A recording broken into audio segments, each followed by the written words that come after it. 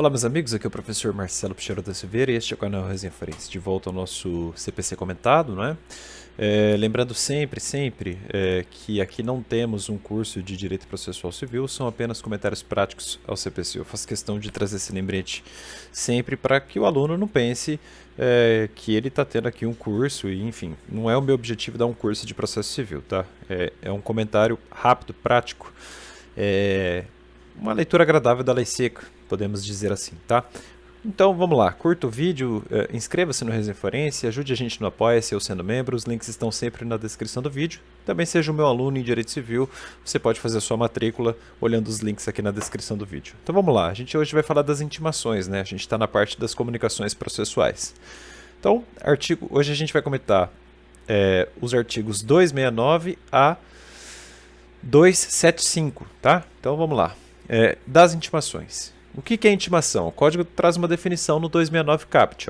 Intimação é o ato pelo qual se dá ciência a alguém dos atos e dos termos do processo. Então, intimação é ato que dá ciência. A gente pode resumir assim. Ato que informa alguma coisa do processo para alguém. Tá? E veja que o código fala de alguém. Ele não fala necessariamente da parte. Então, você pode intimar um terceiro. Por que não, né? Não é impossível que se pense assim, né?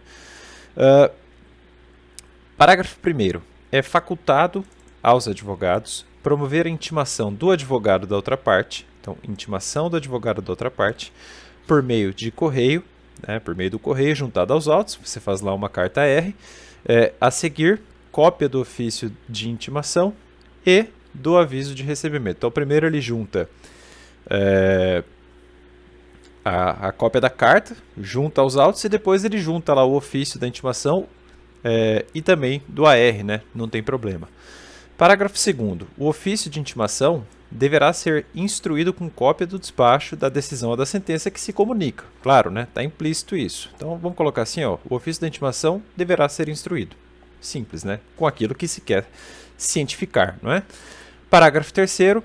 A intimação, olha só, de todos os entes federativos, né? Então, União, Estados, DF e municípios. Então, vamos colocar assim, ó, a intimação das pessoas jurídicas de direito público, tá? E também das autarquias e fundações de direito público, ou seja, autarquias e entidades autárquicas lato sensu, será realizada perante o órgão da advocacia pública responsável por sua representação judicial. Vou destacar só isso, tá? Então, entes federativos e suas autarquias e também fundações de direito público, que é basicamente a mesma coisa.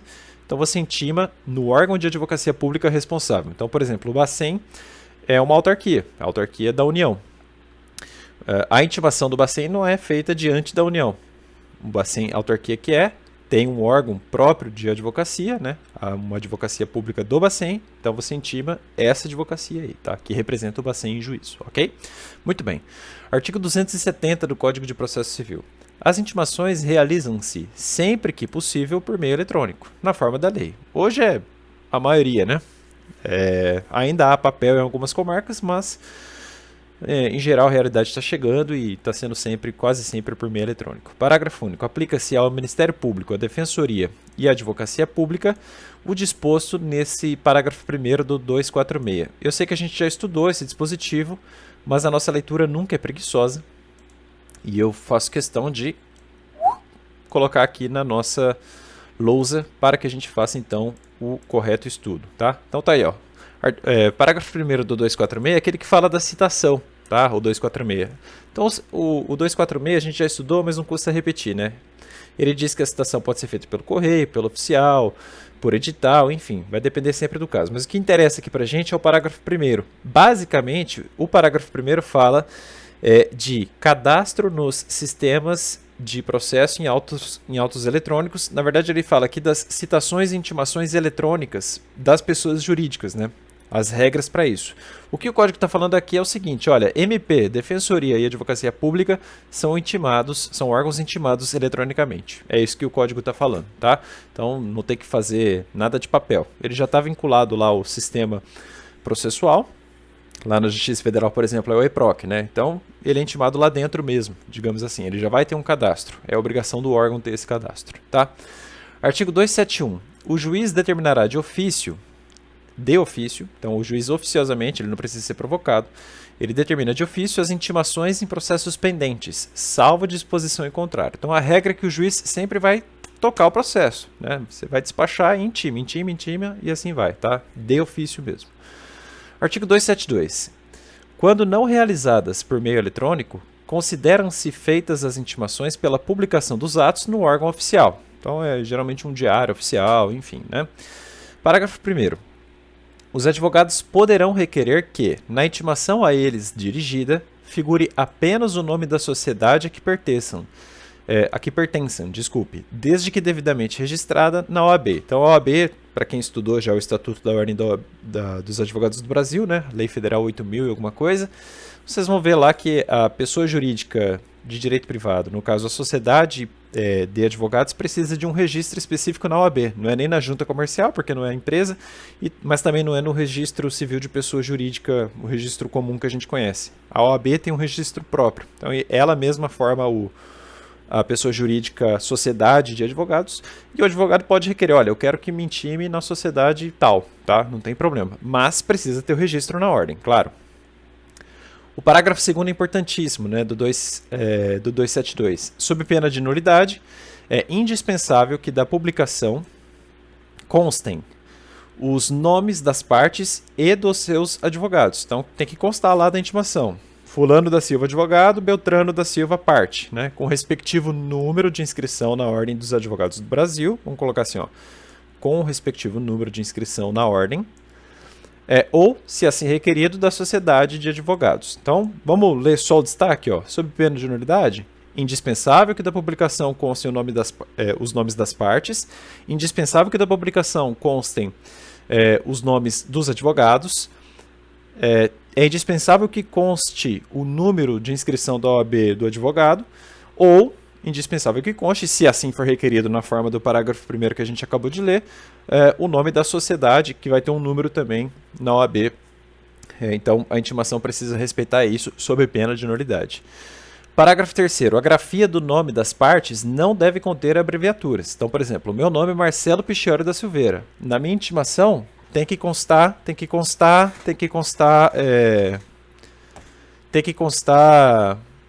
o meu nome correto, Marcelo Piccioli da Silveira, e não Marcelo P. da Silveira. Não pode, senão pode gerar nulidade. Parágrafo 4º. A grafia dos nomes dos advogados deve corresponder ao nome completo e ser a mesma que constar da procuração ou que estiver registrada na OAB. É basicamente uma redundância diante do parágrafo 3º, né? Parágrafo 5º. Constando dos autos pedido expresso para que as comunicações dos atos processuais sejam feitas em nome de advogados indicados, o seu desatendimento implicará nulidade. Então, por exemplo, você e um colega atuam como advogados, e aí na petição você escreve, olha, eu quero que intime só o meu colega, tá? Daqui em diante é só ele. O cartório tem que obedecer, senão pode gerar nulidade. Ele não pode... na verdade, ele deve intimar o seu colega e não você, sob pena de nulidade. A não ser que você atenda a intimação, né? Aí não tem jeito. Parágrafo 6º. Retirada dos autos em cartório, né? A retirada dos autos em cartório ou da secretaria em carga pelo advogado, então carga pelo advogado, por pessoa credenciada a pedido do advogado ou da sociedade de advogados, pela advocacia pública, pela defensoria ou pelo MP, implicará intimação de qualquer decisão contida no processo retirado, ainda que pendente de publicação. Então, pegou os autos em cartório? Daqui em diante você está intimado de tudo que está lá dentro, ainda que não tenha sido publicado. Então você já tem ciência de todas as decisões, tudo que tiver dentro dos autos. Parágrafo 7º. O advogado e a sociedade de advogados deverão requerer o respectivo credenciamento para a retirada de autos por preposto. Então, se mandar preposto, faz um credenciamento e vamos que vamos. Parágrafo 8º. A parte arguirá a nulidade da intimação em capítulo preliminar do próprio ato que ele caiba praticar, o qual será tido por tempestivo se o vício for reconhecido. Então, também atentem-se a essa regra. Parágrafo 9º. Não sendo possível a prática imediata do ato, diante da necessidade de acesso prévio aos autos, a parte limitar-se-á a arguir a nulidade da intimação, caso em que o prazo será contado da intimação da decisão que a reconheça. Faz todo sentido, você não sabe o que aconteceu, então você precisa de um novo prazo, não é? Vejam que eu não estou escrevendo nada porque aqui é a leitura da lei, não tem muito o que comentar, não tem muito o que escrever, né, de produzir. A gente tem que só ler aqui um bate-papo rápido mesmo. Artigo 273. Se inviável a intimação por meio eletrônico e não haver na localidade publicação em órgão oficial, incumbirá o escrivão ou chefe da secretaria intimar de todos os atos do processo os advogados das partes, pessoalmente, se tiverem domicílio na sede do juízo, ou por carta R, com aviso de recebimento, né, o AR, quando domiciliados fora do juízo. Hipótese raríssima de acontecer, né? Não ter meio eletrônico hoje já é muito raro. Agora, não ter meio eletrônico e também não ter órgão oficial na localidade, aí pode decretar a falência do órgão jurisdicional, né? Porque ele está quebrado, né? É claro que isso é uma hipótese muito rarefeita, esse 273. 274, não sei se é o penúltimo de hoje. 274. Não dispondo a lei de outro modo, as intimações... Então, olha só, a regra é que as intimações serão feitas às partes, aos seus representantes, advogados e demais sujeitos do processo. Então, não dispondo a lei de outro modo, as intimações serão feitas a todo mundo, vamos colocar assim, pelo correio ou, se presentes em cartório, diretamente pelo escrivão ou chefe da secretaria. Então vamos ler o resumo. Ó. Então a regra é que as intimações serão feitas ou pelo correio ou quem estiver diante do escrivão, diretamente por ele, o escrivão, ou um chefe lá juramentado da secretaria. Essa é a regra. Mas vejam que a lei fala, olha, não dispondo a lei de outro modo. Então, se a lei em outro local do código ou em outra legislação esparsa afirmar que a intimação tem que ser assim ou assado, aí observa esse assim assado específico em outro canto da lei, digamos assim, tá? Mas a regra é ou pelo correio ou escrivão, se o intimado estiver presente, né, em loco, tá? Parágrafo único. Presumem-se válidas as intimações dirigidas ao endereço constantes dos autos, ou seja, é ônus de todo mundo ter um endereço atualizado nos autos, tá? Ainda que não recebidas pessoalmente pelo interessado. Olha que interessante, né? Se a modificação temporária ou definitiva, isso se a modificação temporária ou definitiva não tiver sido devidamente comunicada ao juízo, fluindo os prazos a partir da juntada aos autos do comprovante de entrega da correspondência no primitivo endereço. Pode ter um mudou-se lá. Você mudou, de fato, não avisou o juiz, presume-se válida a intimação. Na verdade, presume-se existente e válida. Tá? É isso que o código está falando. Então, é ônus teu, a sua obrigação é informar. Na verdade, é seu ônus informar o cartório que você se mudou. Senão, ele vai disparar uma intimação para o seu antigo endereço. Você não, além de não ter acesso ao teor daquilo que você está sendo intimado, você terá um grande prejuízo se não informar, porque aí não tem choro nem vela, não nulifica. Presume-se válido, azar o seu. Tá? É o que o código fala. Para fechar o comentário de hoje, deixa eu pegar a canetinha aqui, o artigo 275. A intimação será feita por oficial de justiça quando frustrada, olha só, quando frustrada a realização por meio eletrônico ou pelo correio. Então, como a gente leu no 274 caput, a regra é pelo correio ou em loco pelo cartório. Mas, se frustrar a intimação pelo correio, aí você manda pelo oficial de justiça. A lei autoriza ir pelo oficial de justiça, tá?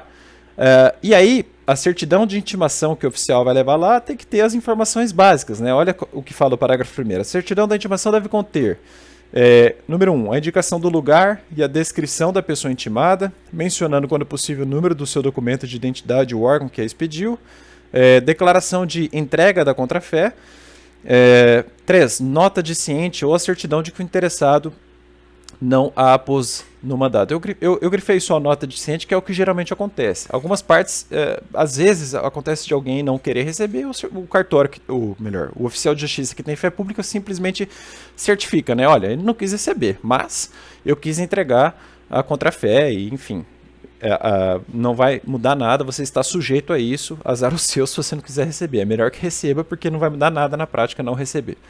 Parágrafo 2º, caso necessário, a intimação poderá ser efetuada com hora certa ou por edital. A gente já estudou hora certa e o edital lá na citação. Então, tudo que eu falei lá aplica aqui, só que para fins de intimação e não para fins de citação.